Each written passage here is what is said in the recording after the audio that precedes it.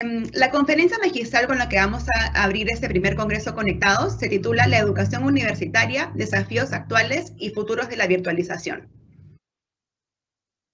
A continuación vamos a explicar un poco sobre en qué consiste esta conferencia magisterial.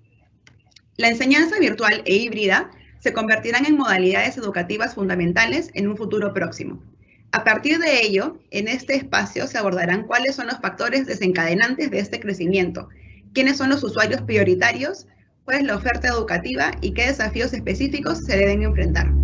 Por último, se debatirá también sobre los cambios profundos en el sistema universitario, tales como las nuevas demandas formativas, la irrupción de proveedores externos, la concentración del sector, el reskilling o la renovación de aspectos básicos como la autonomía, el buen gobierno, la rendición de cuentas, la investigación, la internacionalización, entre otros. Quien estará a cargo de esta primera conferencia magisterial será el doctor Rafael Puyol. Acá vamos a hacer una breve presentación del doctor antes de poder pasar con él y que pueda iniciar la primera conferencia. Él es presidente del Consejo de Administración y del Consejo Directivo de la Universidad Internacional de La Rioja, UNIR, miembro del Consejo Científico y vocal del Consejo Editorial de Nueva Revista, catedrático en Geografía Humana y doctor honoris causa en 7 universidades de América Latina. Asimismo, es licenciado y doctor por la Universidad Complutense de Madrid, en la cual desempeñó los cargos de rector, vicerrector de ordenación académica y vicedecano de la Facultad de Geografía e Historia. Actualmente es rector honorario de esta casa de estudios. Bienvenido, doctor Puyol. Bueno, pues muy buenas tardes desde España y muy buenos días a todos los buenos amigos de ese país tan entrañable como es Perú.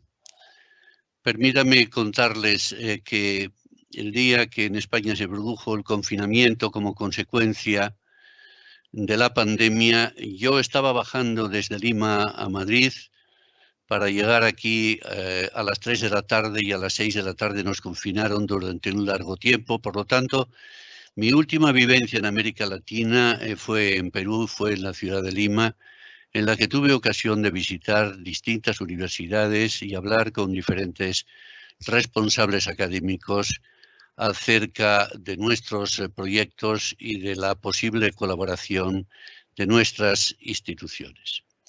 Así que estoy encantado de estar con todos ustedes esta tarde para hablar de los desafíos actuales y futuros de la educación virtual.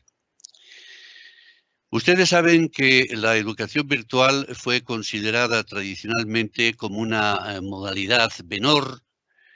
La enseñanza en línea ya había, sin embargo, alcanzado carta de naturaleza cuando se produjo la pandemia. No obstante, sus cifras son todavía pequeñas. De los más de 250 millones de estudiantes universitarios, solamente entre un 2 y un 3% recibe formación exclusivamente online, que significa en cifras absolutas entre 5 y 7 millones aproximadamente.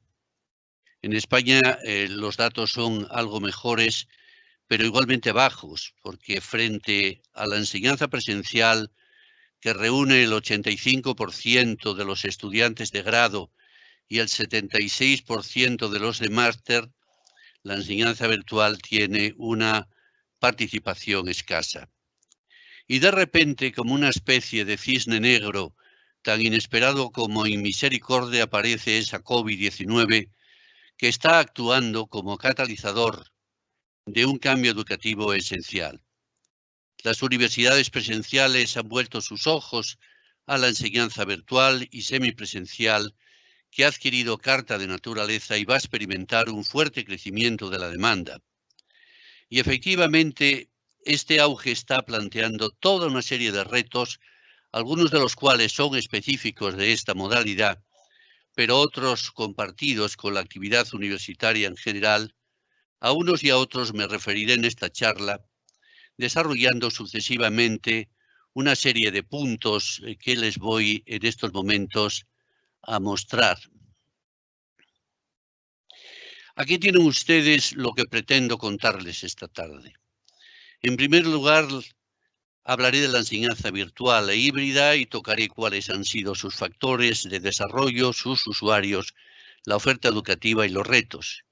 Y luego me plantearé un análisis de algunos de los desafíos de las universidades del siglo XXI y particularmente, aunque sea de forma breve, trataré de analizar estas cuestiones que tienen ustedes en la pantalla, las nuevas demandas formativas, los proveedores externos, la concentración del sector, la interdisciplinaridad, el reskilling y algunas de las cosas que realmente son cosas de siempre, pero que tienen un interés especial en estos momentos. Empezaré con los factores. Sin duda alguna, uno de los factores más influyentes es el fuerte, mejor dicho, crecimiento de la demanda universitaria. Les voy a hablar, en primer lugar, de las grandes cifras y luego del desarrollo de la enseñanza virtual e híbrida. Miren, estamos en una situación de crecimiento muy fuerte de la demanda universitaria que va a depender de algunos factores ligados a la evolución de la propia población y del nivel de desarrollo económico.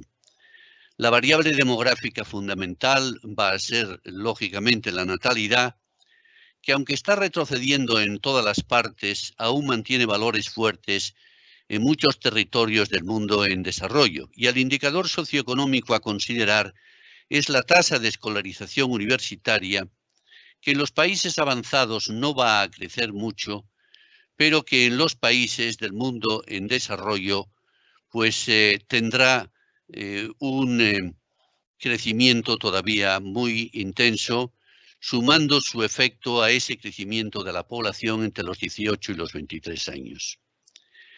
La cantidad de alumnos de educación terciaria la tienen ustedes en esta sencilla gráfica. Vamos a pasar de una cantidad de alumnos de educación terciaria de unos 100 millones en el año 2000 a 377 millones en el año 2030 y a 594 millones en el año 2040. Así pues, la revolución educativa es un hecho absolutamente imparable. Aquí tienen los crecimientos que se prevén para uno de los grandes territorios y como pueden comprobar, verán cómo el África subsahariana presenta los niveles más altos y cómo por el contrario los de Norteamérica y Europa presentan los más bajos. De interés especial creo que es para ustedes el crecimiento que prevemos en América Latina y el Caribe, donde el aumento va a ser importante, ya que de los 30 millones actuales vamos a pasar a casi 66 millones en 2040. Este fuerte crecimiento va a exigir la creación de nuevas instituciones de educación superior. Va a aumentar el número de universidades presenciales, pero no va a ser suficiente para atender la demanda de estudiantes, lo cual va a favorecer la aparición de las universidades online 100% y de las universidades híbridas. Miren, ponerle cifras a este crecimiento yo creo que no va a ser nada sencillo, pero yo lo he intentado a través de este pequeño cuadro que tienen ustedes en la pantalla. Del crecimiento, del volumen actual de estudiantes que, como les decía, está entre un 2 y un 3% que reciben formación exclusivamente online y que significa en cifras absolutas entre 5 y 7 millones y medio, vamos a pasar a una situación que será dentro de 20 años realmente mucho más significativa.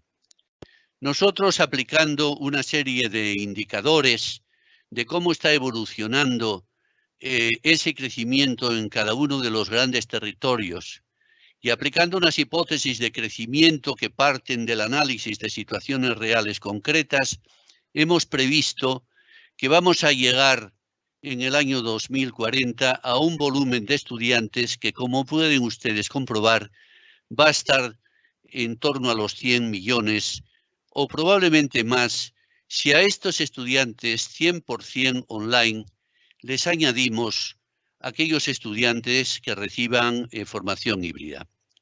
Aquí tienen reflejado en esta sencilla gráfica Doctor, crecimiento.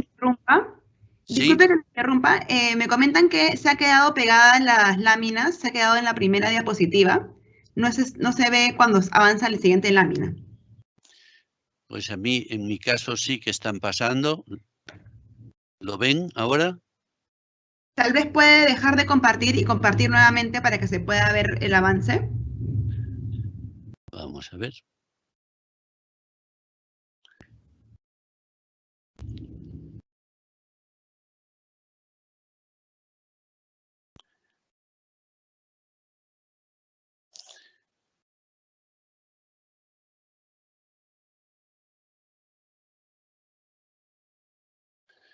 Dejar de compartir.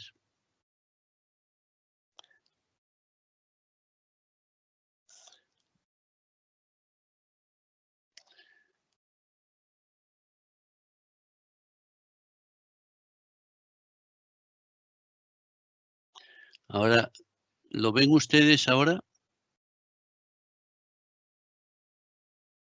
No, todavía no se puede ver la diapositiva. Ahora Pues, sí.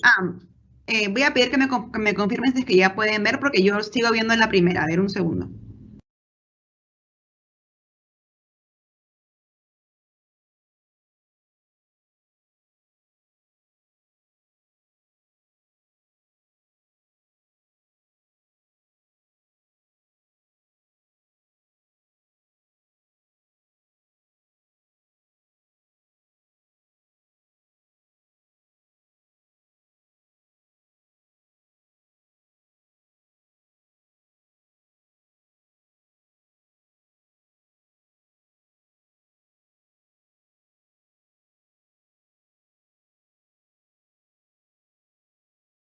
¿sí?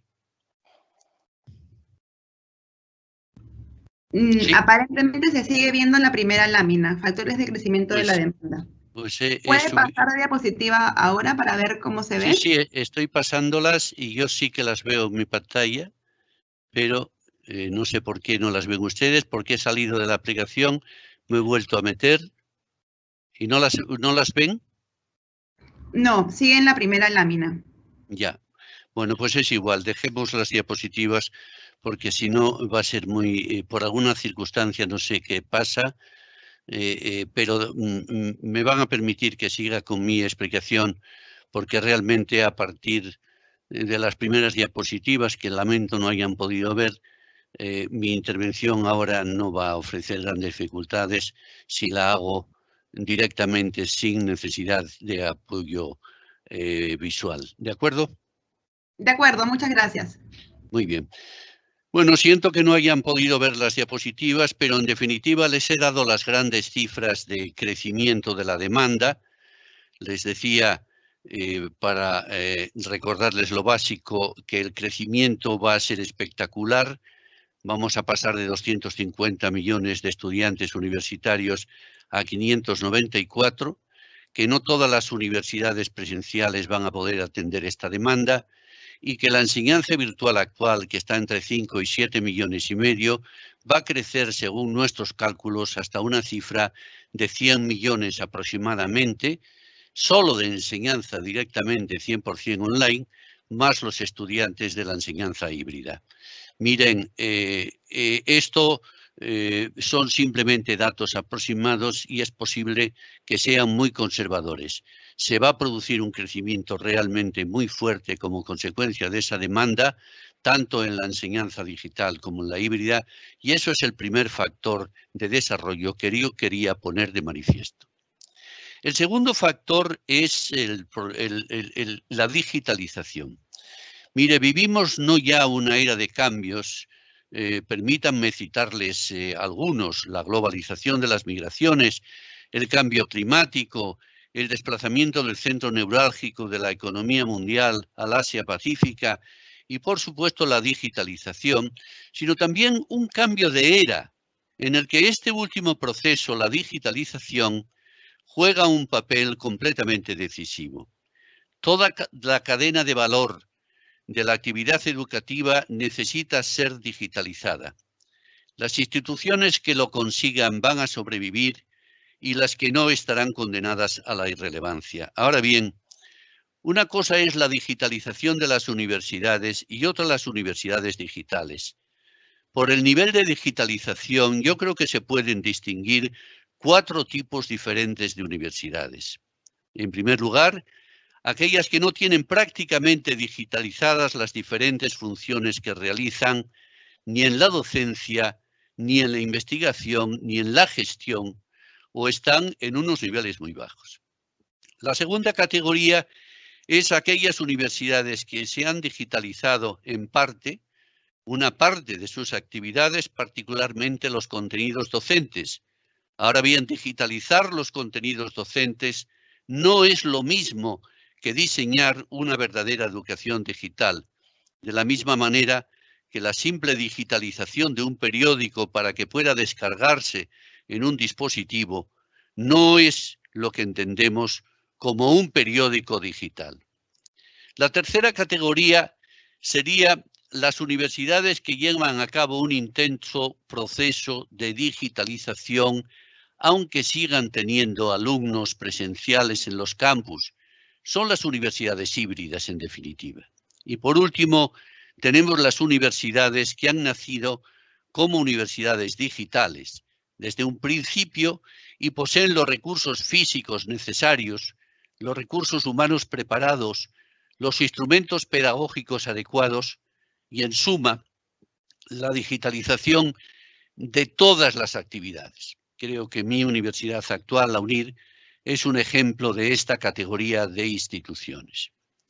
En el futuro se podrá ser una universidad 100% online, híbrida o tener digitalizadas una parte significativa de las actividades. Lo que no se podrá hacer es permanecer al margen de este proceso. La elección es digitalizarse o desaparecer. Otro de los factores que va a promover este proceso de digitalización es la atención a usuarios sin otras alternativas o con muy difícil acceso a ellas.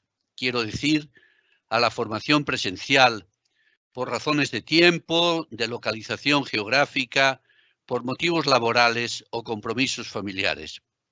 Muchas de estas universidades se sitúan en la franja de 30 a 40 años y en su mayoría realizan estudios de posgrado tras haber finalizado el grado unos años atrás. Quisiera hablarles ahora de los usuarios. La enseñanza virtual tiene unos usuarios preferentes en las personas de 30 a 40 años y en la formación de posgrado. Ahora bien, la pandemia y el fuerte crecimiento de la demanda va a intensificar la presencia de estudiantes más jóvenes, particularmente de los centennials o de la llamada generación Z. Permítanme ustedes caracterizar a estos estudiantes y ofrecerles a continuación los resultados de una investigación que hemos llevado a cabo en UNIR y que nos permite conocer sus puntos de vista. Los centennials es esa generación nacida entre 1996 y 2005 que tienen entre 15 y 24 años, es decir, una parte sustantiva de ellos edades propiamente universitarias. Estos son algunos de los datos que comparten en mayor o menor medida los jóvenes de esta generación. Ante todo, son nativos digitales, son flexibles, son independientes, críticos y poco comprometidos. Les gustan poco las reglas, van haciendo cosas a medida que caminan, prefieren vivir cada momento y comprometerse con algo sobre la marcha. No se sienten agobiados por vivir en casa de sus padres. Sus amigos son su otra familia. Utilizan un lenguaje efímero y un formato audiovisual. Grabarse, mostrarse en situaciones cotidianas es algo normal para ellos. Sus referentes son personas de gran creatividad. Ellos mismos son emprendedores natos. Se permiten errores, pero no sienten la frustración. Y no están obsesionados por lo que algunos llaman la titulitis. Consideran que trabajar y estudiar a la vez es lo normal. Se relacionan con sus amigos por WhatsApp. Instagram es su red social principal. TikTok es lo último en aparecer, pero no ha desplazado a Instagram. Spotify y Netflix son sus fuentes de entretenimiento favoritas. También YouTube, a través de la cual siguen a los influencers y a sus referentes. No prestan demasiado atención a lo que no les interesa. Deben captar su atención en 8 o 10 segundos o desconectan inmediatamente. Quienes están conectados desde cualquier lugar a través de la tablet, el móvil o el portátil. Miren, son todas características de interés, pero desde un punto de vista didáctico adquieren especial relevancia cuestiones como su condición de nativos digitales, su afición por el lenguaje audiovisual, su falta de obsesión por los títulos, su carácter emprendedor, su deseo de vivir permanentemente conectados y su desinterés en el poco tiempo por el poco tiempo que no les motiva. Su desinterés es desconectar, como les decía, en pocos minutos, si lo que les estás contando no les produce ninguna motivación. Esta generación Z ha tenido en muchos países, el mundo anglosajón, pero también el mundo europeo, y me imagino que en el mundo latinoamericano podrá ocurrido algo similar, ha tenido unas actitudes durante la pandemia especiales. Les hemos hecho una encuesta de la que hemos obtenido estos resultados. Sobre la universidad en general, la juzgan necesaria, pero no creen en las fórmulas tradicionales para conseguir una buena formación. Piensan además que es una institución rígida, estanca y muy tradicional. Consideran que muchos de los programas y títulos no se adaptan a sus necesidades e inquietudes y juzgan además que tienen una duración excesiva para los resultados obtenidos. Ellos piensan que son demasiados años para salir con tan poca experiencia como aquella que obtienen y con tantas dudas sobre la aplicabilidad de lo aprendido. Les gusta aprender haciendo y que lo que aprenden sea aplicable. Valoran de manera muy especial la figura del profesor y la colaboración con los compañeros en el proceso de aprendizaje. Piden flexibilidad para tratar su propia hoja de ruta, pero juzgan que es imprescindible estar acompañados por los sherpas, por los mentores adecuados. Las clases online han sido consideradas por muchos de estos estudiantes poco atractivas. Muchos alumnos quedaron frustrados porque no podían intervenir en las sesiones. Consideran que esta modalidad de enseñanza tiene un volumen de tareas, por otro lado, abrumador, y juzgan que los sistemas de evaluación no han sido los más apropiados. Y juzgan que los profesores no han estado bien preparados, que han tenido que improvisar sin medios puestos a su alcance por las instituciones educativas, y echan en falta una mayor relación con sus compañeros. Vean que la figura del profesor es clave y que condiciona mucho la percepción de la educación online. En general, estos chicos han tenido una experiencia negativa de esta modalidad de enseñanza, lo cual conforma una opinión desfavorable y da una imagen estereotipada y real de la educación en línea. Asocian la universidad online además con un público adulto que no tiene la facilidad para asistir a la universidad presencial. Dan mucho valor a la experiencia y a la presencialidad y consideran que es preciso integrar la tecnología para mejorar la formación. Apuestan por contenidos cortos y por una metodología audiovisual. Quieren profesores que sean auténticos referentes y les atrae la idea de pasar temporadas en otros países, pero no quieren estancias largas. En conclusión, no rechazan la formación online, pero no están demasiado satisfechos con la que han recibido durante la pandemia, particularmente a lo que ellos juzgan como escasa preparación de los profesores.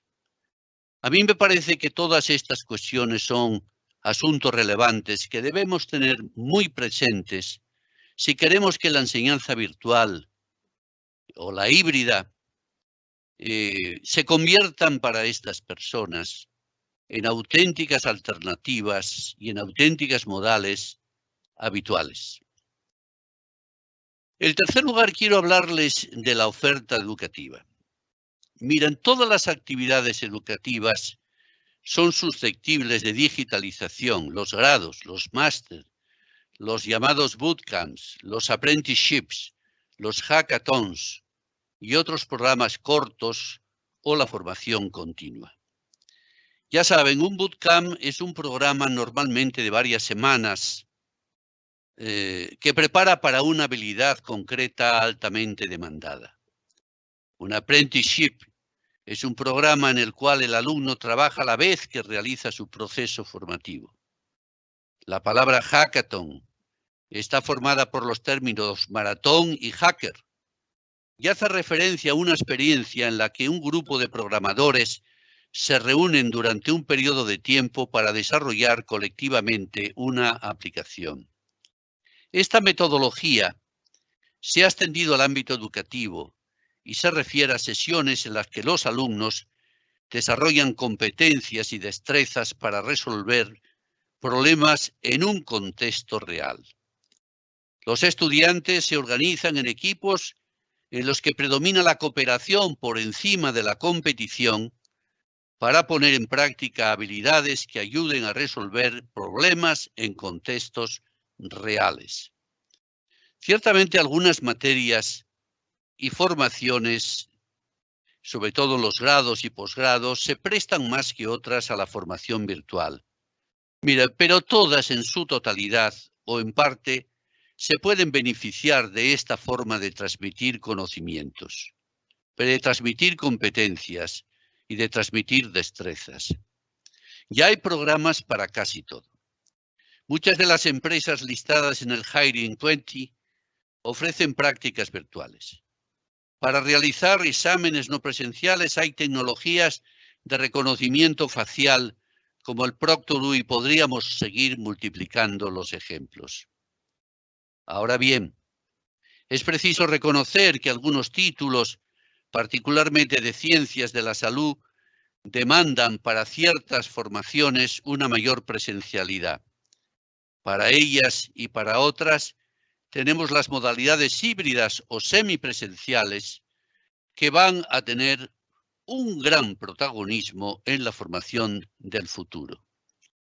La enseñanza en línea puede ofrecer enseñanzas sin duda alguna con la misma calidad y eficacia que el formato presencial. La vieja acusación de ser un instrumento educativo menor, de alcance limitado y de resultados insatisfactorios ya no se sostiene. Ahora es necesario que de esta realidad se convenzan en primer lugar los reguladores del sistema y en segundo lugar el mercado, las empresas. Una preocupación, las instituciones online e híbridas que se creen deben tener, por lo tanto, la calidad necesaria para desarrollar con eficacia los productos formativos que los alumnos están demandando, porque si no, el grado de frustración que estos alumnos pueden alcanzar es grande y el abandono escolar puede ser muy fuerte. Y permítanme ahora hablarles de algunos retos de la enseñanza digital. Yo creo que el paso de la enseñanza presencial a la virtual va a provocar algunos desafíos importantes. El primero es tratar de evitar a toda costa que se produzcan desigualdades entre los estudiantes por las dificultades que algunos pueden tener en el acceso, por los dispositivos o la conectividad a la formación digital. Este es un problema que está igualmente acentuado en la enseñanza media, pero del que no escapan las enseñanzas universitarias en mayor o menor medida. El alcance de este reto lo recordaba un comunicado del Comité de los Objetivos para el Desarrollo Sostenible 2030, en el que se hace un llamamiento a todos los gobiernos para no dejar en este proceso a ningún alumno atrás. El segundo reto son las dificultades para afrontar las fuertes inversiones que exige la digitalización y el acceso a recursos como la inteligencia artificial. La transformación requerida exigirá más financiación pública, alianzas entre instituciones para abaratar los costes de adquisición de esos productos o el recurso a proveedores externos. Y el tercero de los grandes retos es precisamente algo a lo que me refería hace un instante. Es la formación adecuada de los profesores para desarrollar con eficacia las nuevas modalidades de la enseñanza virtual. Este es un proceso que no solo exige el aprendizaje de nuevas tecnologías, que también, el aprendizaje de nuevos recursos pedagógicos, que también, sino a veces un verdadero cambio de mentalidad, ya que no todo el profesorado, al menos eso es lo que ocurre en muchas de nuestras universidades, quieren o están dispuestos a asumir el aprendizaje de estas nuevas modalidades educativas, sobre todo aquellos que están poco familiarizados con ellas, con esas modalidades, porque nunca las han tenido que utilizar. Y permítanme ahora hablar de otras cuestiones en estos minutos finales de mi intervención, que son retos que afectan en general a toda la enseñanza universitaria y por lo tanto también a la formación virtual, a la formación en línea.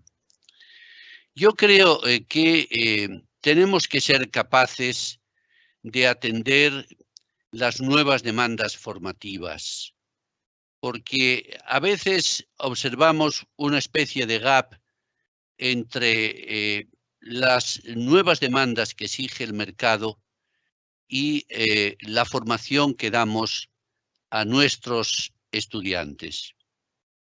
Hay algunas profesiones que seguirán siempre siendo demandadas.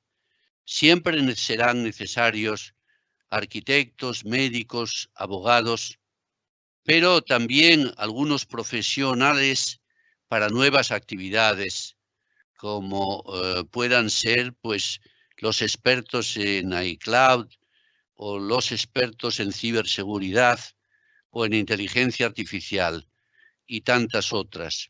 Y es preciso tener en cuenta, como nos han repetido muchas veces, que el 60-70% de las profesiones del futuro nos resultan hoy desconocidas, que tenemos un gran déficit de talento digital y que es necesario cubrir ese déficit de talento digital.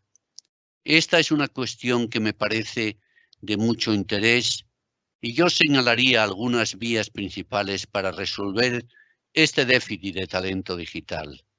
En primer lugar, tenemos que fomentar más la enseñanza de las TICs, sea cual sea la titulación que el alumno curse.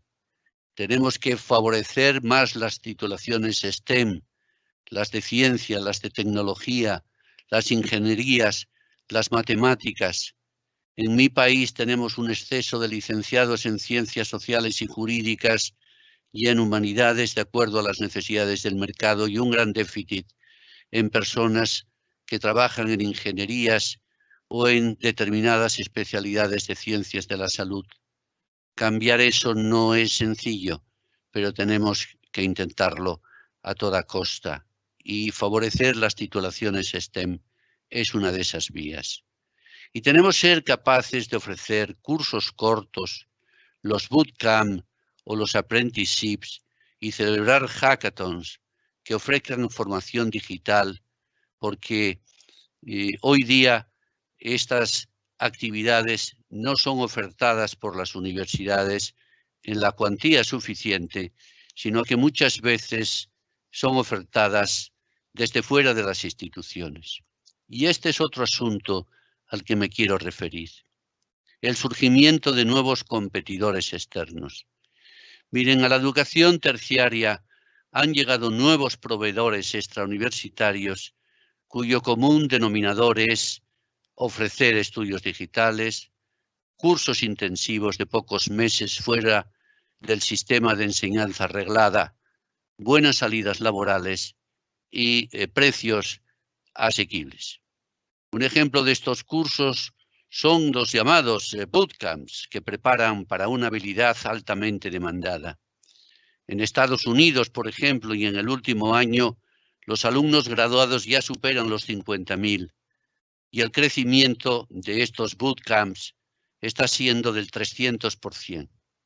En Nueva York hay 46 proveedores y en California 30 y tantos.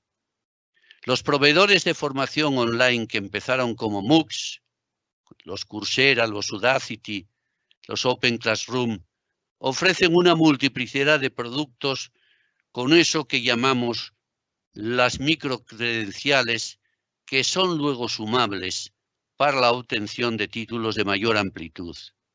El mercado de este tipo de plataformas ya supera los 100 millones de estudiantes en todo el mundo. Por lo tanto, hay que tener en cuenta la irrupción de estos llamados por algunos competidores externos, en los cuales yo creo ver sobre todo una vía de colaboración para nuestras instituciones, una vía de cooperación con ellos para el desarrollo de estos y otros productos formativos. En el sector, como en el mundo del gran comercio, se está produciendo, y este es otro factor que quiero mencionar, una gran concentración del sector. Se están produciendo alianzas y fusiones porque las universidades, debido a la COVID, empiezan a sufrir grandes problemas financieros. Algunas han perdido alumnos, especialmente extranjeros, y es posible que se reduzcan en algunos países ciertas ayudas estatales. Yo recuerdo que en el Reino Unido leía un artículo hace muy pocos días.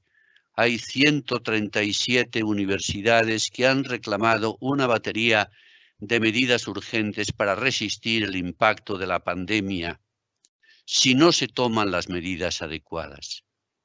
Desde el gobierno se va a prestar esta ayuda, pero se van a exigir a estas universidades rescatadas que sean más eficientes, que ofrezcan mejor empleabilidad y que a veces reduzcan los salarios de los docentes. Las fusiones de universidades ya están en marcha. En Estados Unidos, Boston y Pensilvania se imponen como alianzas claras por diferentes motivos. Quieren adquirir tamaño, las pequeñas van a resistir mal. Quieren abordar el reto tecnológico, las pequeñas tienen dificultades para ello. Y quieren compartir servicios que van a resultar por ello más baratos. En la docencia, en la investigación y en las tareas universitarias. Las alianzas tendrán que llevarse a cabo igualmente con proveedores de servicios tecnológicos para reducir los costes. Y una nueva tendencia que se está imponiendo es el de la llamada interdisciplinariedad como nuevo paradigma de aprendizaje.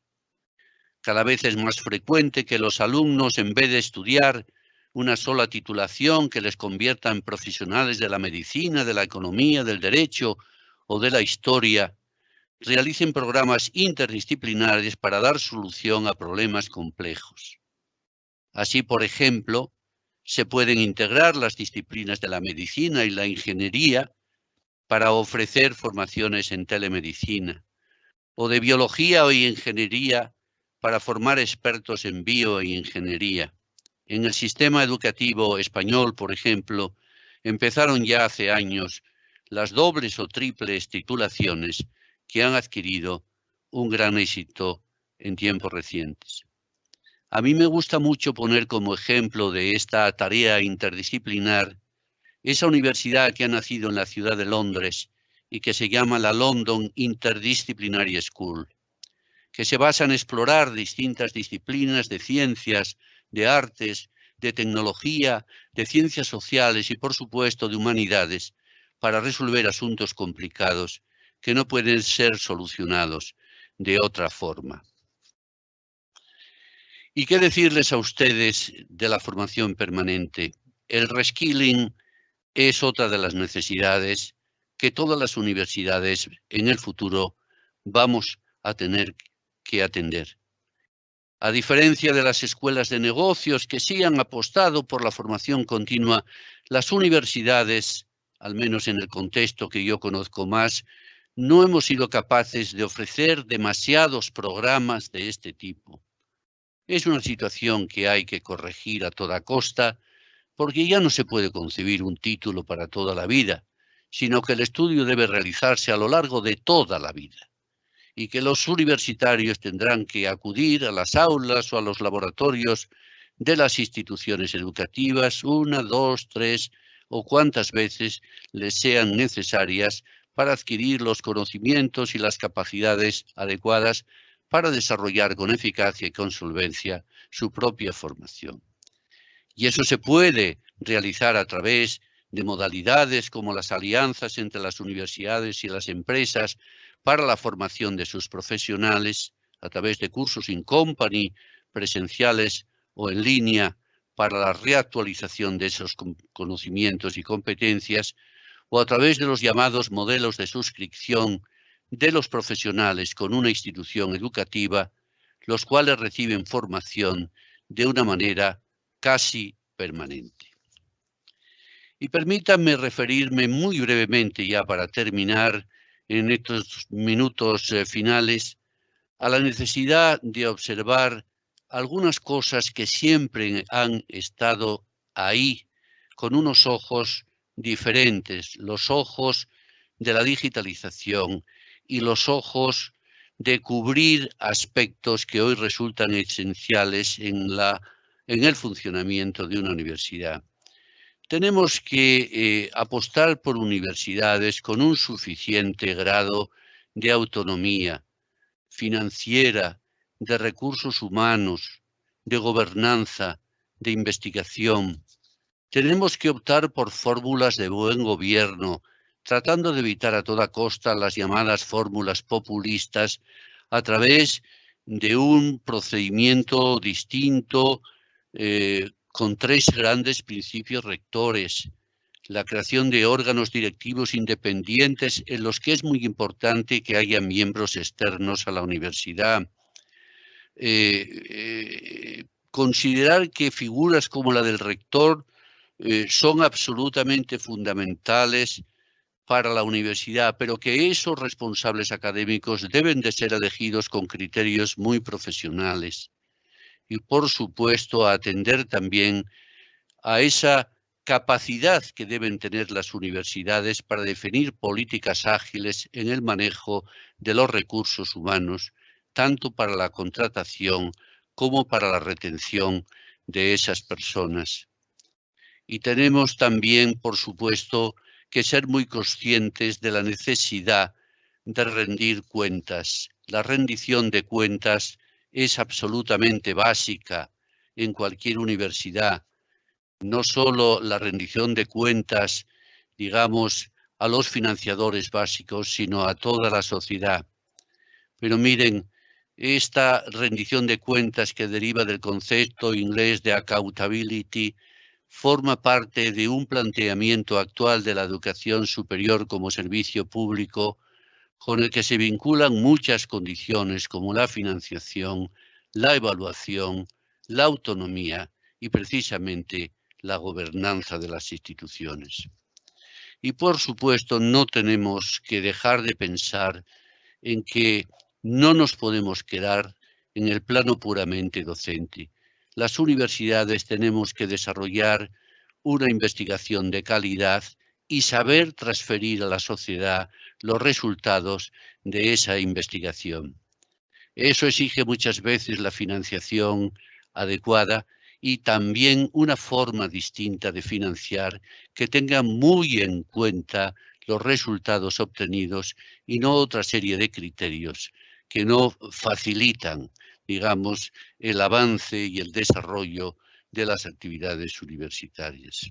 Y por último, permítanme decirles que tenemos que tener todas las universidades puesto un ojo en lo local, en el territorio donde estamos situados. Tenemos que contribuir al desarrollo de la investigación en ese territorio, satisfacer las necesidades que ese territorio pueda tener en profesionales. Pero además de ese ojo sobre lo local, tenemos que internacionalizarnos, tenemos que tener una proyección internacional. A mí me gusta emplear el término de local que une lo local y lo general para definir lo que debe ser una característica básica de nuestras instituciones. Y el tiempo se me ha ido. Discúlpenme ustedes que algunas de las cosas no hayan tenido una versión gráfica, pero alguna cosa no ha funcionado adecuadamente. Pero para esta parte de mi exposición tampoco resultaba imprescindible. Yo lo que les he querido transmitir es un conjunto de ideas sobre la educación virtual del futuro y sobre los grandes desafíos que esta educación y en general toda la actividad universitaria vamos a tener. Les agradezco mucho su atención. Les deseo un par de días de trabajo intenso y fructífero y desde España, dándoles las buenas tardes, me despido de todos ustedes. Muchísimas gracias. Ministerio de Educación. Bicentenario del Perú, 2021. Gobierno del Perú.